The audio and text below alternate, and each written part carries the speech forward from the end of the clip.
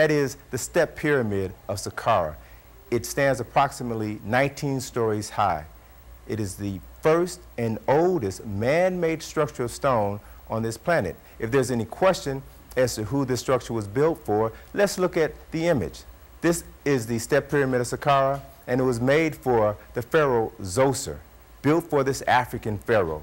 You can look at his facial features and clearly see that he is an African, even though the nose and the lips are missing. We're going to talk about this a little bit later on. But as we go on to the next slide, it's important to understand not only who was responsible for ordering the building of this step pyramid, but who also was a person responsible for creating it. Here we see an image of Imhotep.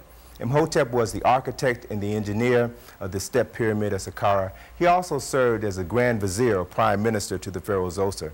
Imhotep is significant because he is the first recorded multi-genius in the history of mankind. He's a poet, the person responsible for giving us the phrase, "Eat, drink, and be merry, for tomorrow you shall die." But more importantly, he's also regarded as the first physician in history.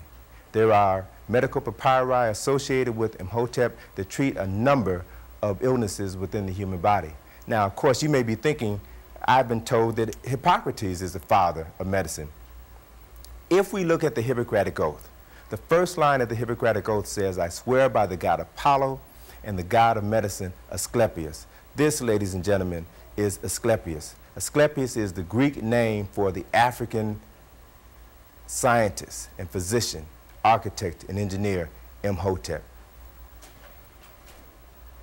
When we talk about Egyptian culture and civilization, many of us are familiar with these objects here, that is the Sphinx and the pyramid. But we have to be aware of the fact that many of the things that are associated with African history and culture have been renamed by non-African people. As a matter of fact, the word Egypt is a Greek word. The original name for this country was Kemet, a word which means the black land, or the land of the blacks.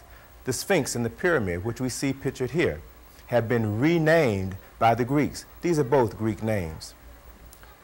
The Sphinx, or the pyramid, is significant because it represents the tallest man-made structure of stone in existence.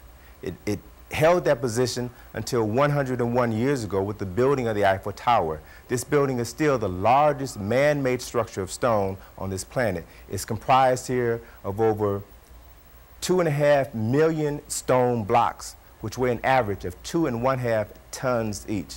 This structure stands approximately 450 feet high. It is as tall as a 45-story building. There is a great deal of knowledge and information that is associated with this structure, which represents the chrysalis, or the great technological advancements which were created in ancient Kemet over 5,000 years ago.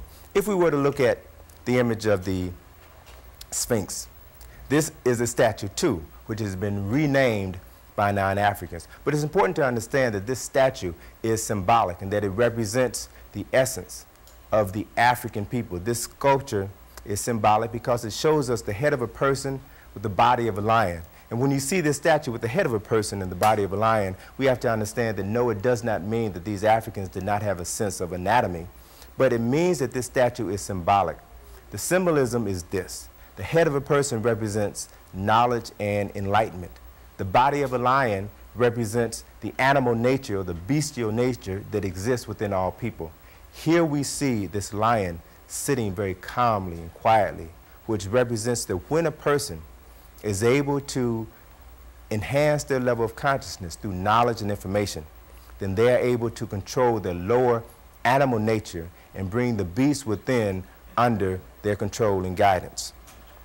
If we look at a close-up of the Sphinx, we will see some very interesting things. The Sphinx, first of all, is one of the oldest sculptures ever made by human hands. If you notice the face of the Sphinx, you can see here that it is missing its nose and its lips. This is no accident. Many of the statues in Egypt are also missing their noses and their lips, and it's primarily because of the fact that they were destroyed by conquerors, by foreign conquerors. We now know that in 1798, when Napoleon Bonaparte came to Egypt as a conqueror, he saw the Sphinx, which was at that time literally buried up to its neck in sand, and saw this 13-foot wide face of this African man staring down upon him, which to Napoleon meant that the first and oldest culture and civilization was indeed an African culture and civilization. Napoleon, being unable to accept this reality, instructed his soldiers to take their cannons, and they shot off the nose and the lips of the Sphinx. The shattered remains of the nose and lips can be found in the basement of the British Museum in London. They are not on display. Recently, negotiations were completed with the Egyptian government and the British government for the return of these artifacts. So then, if we understand this historical footnote, we also have to understand the necessity for rescuing and reconstructing African history and culture, as this image here represents, which is the logo of our company, the Institute of Karmic Guidance. Here we have replaced the nose and the lips of the Sphinx, which represents symbolically the process that we are actively engaged in, which is the process of breathing life back into African history and culture. It's important to understand, too, that numerous attempts have been made over the years to destroy African culture and civilization, and more importantly, to destroy the link between this ancient African culture and civilization with the people of Africa. Here we see statues that are missing their nose. We also see, in the next image, we also see images that are missing heads. But we have to understand that despite these attempts to remove the association between African people and this culture and civilization, there are still other ways of knowing that this is an African culture and civilization.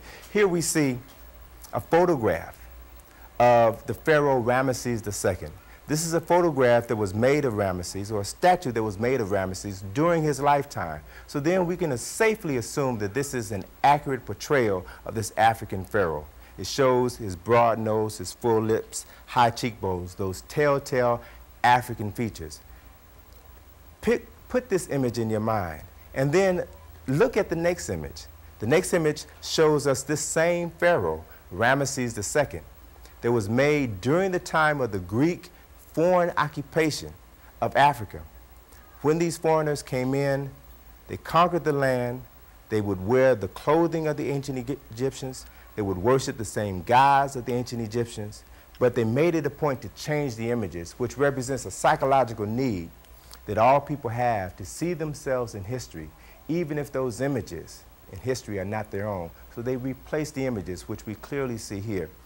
Now, if we move on, we will see here an image that appeared in Ripley's Believe It or Not column, which spoke of the pharaoh Ramesses II, who ruled Egypt for some 67 years, who often rode into battle with a trained lion, which fiercely attacked his foes. But notice very carefully the image, the portrayal of Ramesses. Here we see Ramesses portrayed as a Caucasian, and here we see his foes portrayed as Africans. This is a gross distortion of history, particularly if you know the African origins of this culture and civilization. So it's also important to understand, too, that Mr. Ripley gives us an option, believe it or not. If you know the history, then you know not to believe this portrayal of African people as non-Africans. National Geographic also participates in this process of the removal of the images of African people from the continent of Africa. Here we see paintings of Ramesses II and his wife Nefertari as non-Africans. These are total distortions of reality. This is another clear shot of the pharaoh Ramesses II. And when you study this history and culture, you can begin to see and understand how possibly these images may have influenced other artists throughout the ages. As one travels in Egypt or in Kemet, you will see things that seem to have resurfaced here in the United States of America. I can look at this image of Ramesses II sitting on his throne in Abu Simbel, and it reminds me very much of the Pharaoh Abraham Lincoln, as we see in the next image, sitting on his throne in Washington, D.C. There are a great number of similarities. As a matter of fact, we have created in Washington, D.C., an Afrocentric tour of the city based on an understanding of the architecture and the interpretation of the symbolism of Washington and its relationship to ancient Egypt.